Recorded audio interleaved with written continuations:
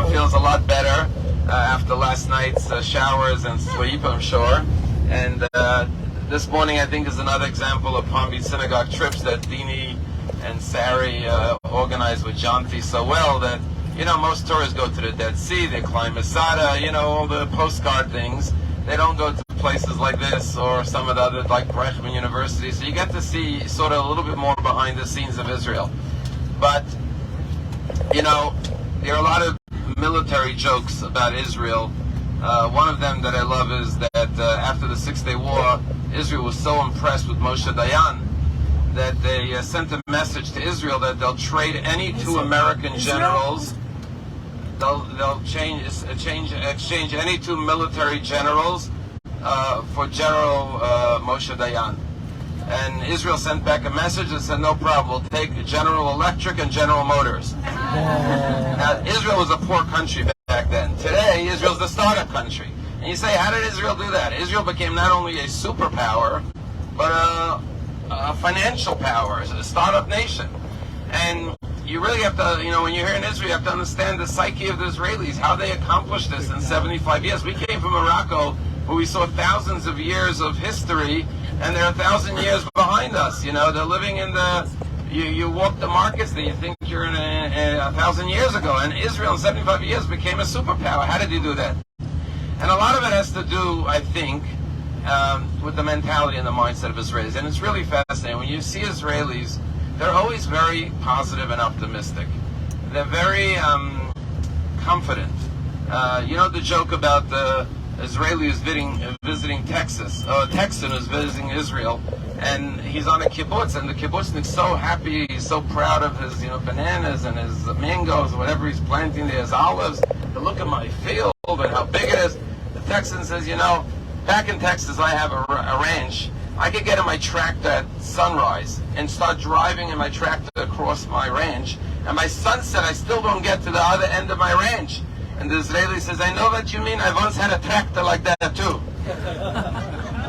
I once had a tractor like that too. Israelis are never intimidated. And if you when you walk around, you hear Israelis, Betach, 100%, sure, Ein Baya, it's not a problem, Yofi, everything's very, very, very positive and very optimistic. And when you look at all these missiles that, God forbid, could rain down on Israel, think about the ingenuity of Iron Dome and David's slingshot. I mean, to really think out of the box, inventions that normal brains don't go there, that you could, and that technology and that genius is now, able to save lives around the world. But it was born here out of necessity.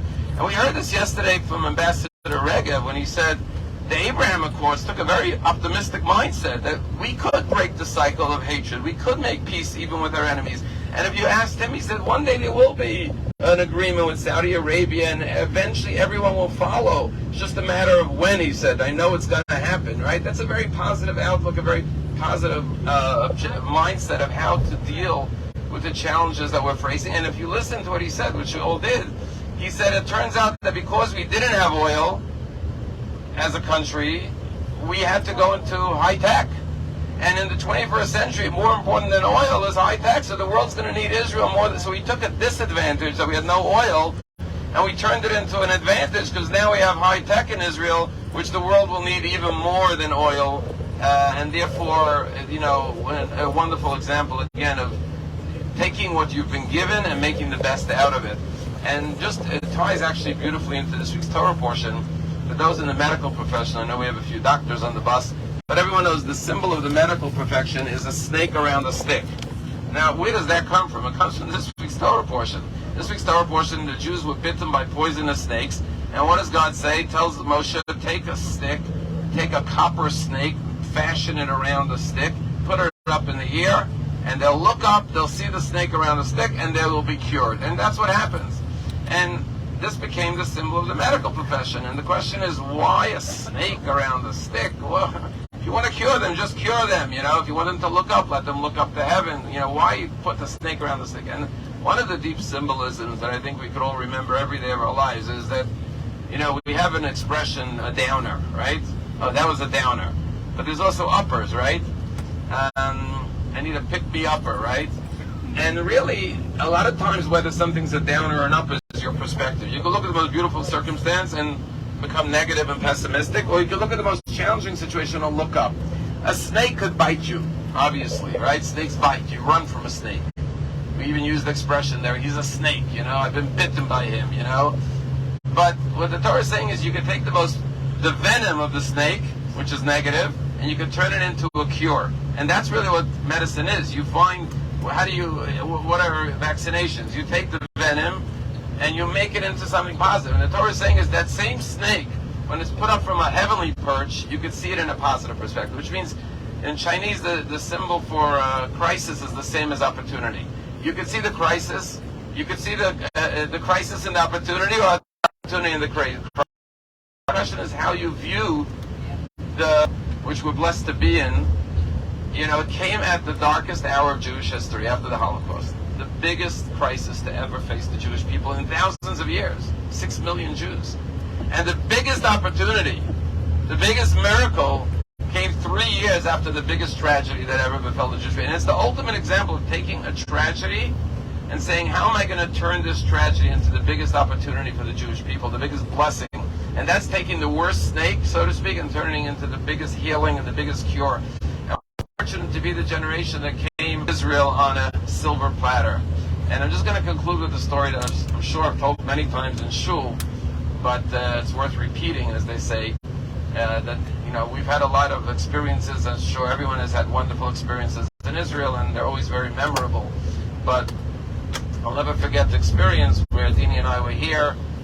We came for a wedding, and it was in November time, and we were leaving on Sunday, and Saturday night, you see all around Israel, and we were trying different. I said, let me try that flavor there. And this young girl, she was wearing a short sleeve T-shirt, she scooped up a little bit and stretched her hand over the counter.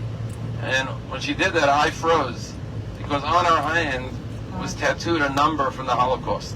This is a 20-something-year-old girl. And before I even took the ice cream or whatever it was, I said, what's that?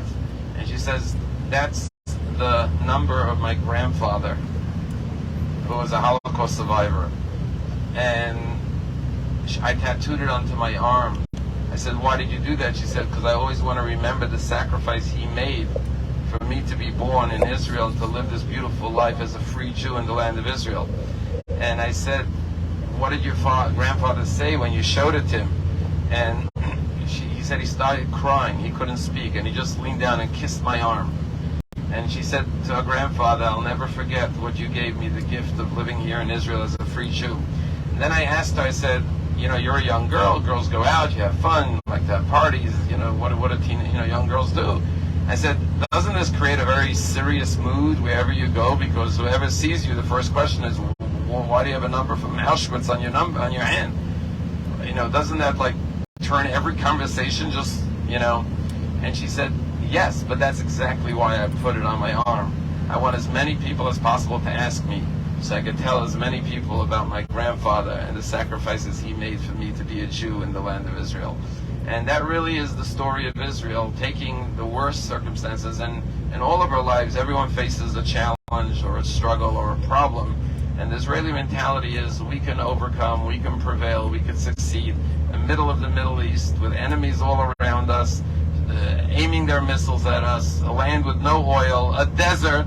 And look what the Israelis did. They made the desert bloom, and they made Israel into a superpower.